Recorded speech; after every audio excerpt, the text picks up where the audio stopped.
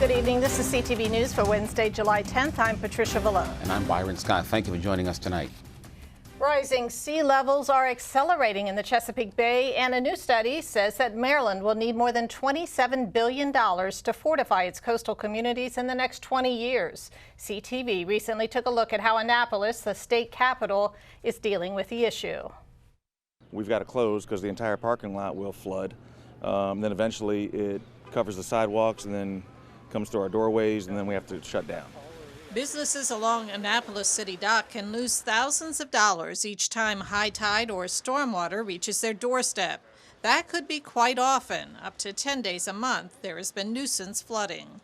So whenever the high water forced the stoppage of through traffic, that's where the struggle came in for our operation.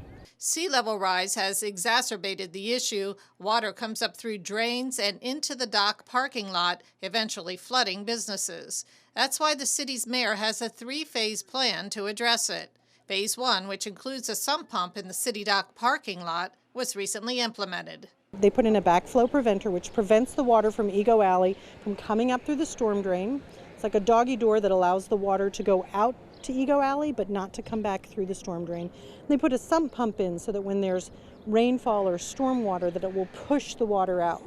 A little bit of rainwater in the streets this morning, but nothing like it's been in the past. We've been here 10 years, nothing like in the past. Phase 2 involves creating a seawall.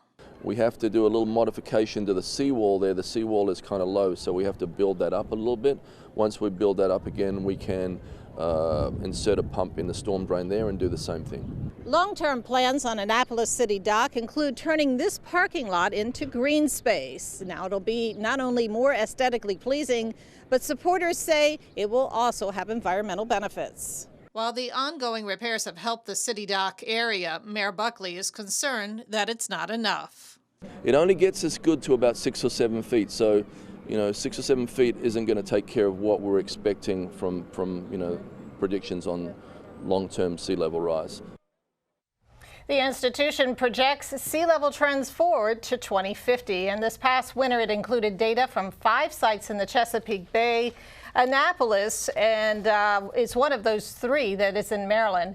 Meantime, the United Nations Intergovernmental Panel on Climate Change recently reported that the world has just 12 years to cut global greenhouse gas emissions in half. The organization says failure to do so would lead to rising seas and bigger storms. Prince George's police launched a training video aimed at keeping its officers from helping ICE agents in non-criminal deportations. The video reaffirms the department's guidelines, which ban serving federal immigration warrants. Chief Hank Stawinski says a small number of officers did serve civil immigration warrants. The video indicates that they are only allowed to cooperate with ICE when someone is wanted on a criminal immigration warrant. In this new policy, we are now required to look at the underlying basis of any warrant or process that appears in NCIC. You shall not rely solely on the word warrant or the origin of that warrant in making your determination. You must ask yourself, is this a warrant for a crime that our department would write a report, initiate an investigation, or make an arrest for? Warrants for deportation are civil in nature, not criminal. To make this determination, you must review the introductory message at the beginning of the notice from NCIC. And that video will be shown at the start of roll call over the next few days. A Bladensburg police officer is sent to the hospital this morning following a collision on Annapolis Road. The incident occurred here at Annapolis Road and 56th Avenue a little after 10 a.m. Police say that the officer was en route to help at a traffic stop when his cruiser was struck. The officer suffered minor injuries and is expected to be okay. The incident is currently under investigation. A Laurel City Councilwoman receives an award for her quick thinking that saved a life. Capital Region Health has awarded Valerie Nicholas with its highest honor, the Josie King Hero Award.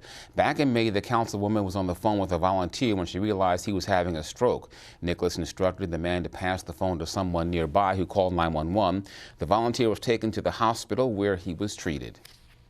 I feel honored that I was there and was able to help, this volunteer and to save his life. I mean, I'm still just in awe about it, but I was glad I was there, and I'm just hoping that if whoever else was in the store, that they would have recognized that he was in trouble and would have called for assistance for him.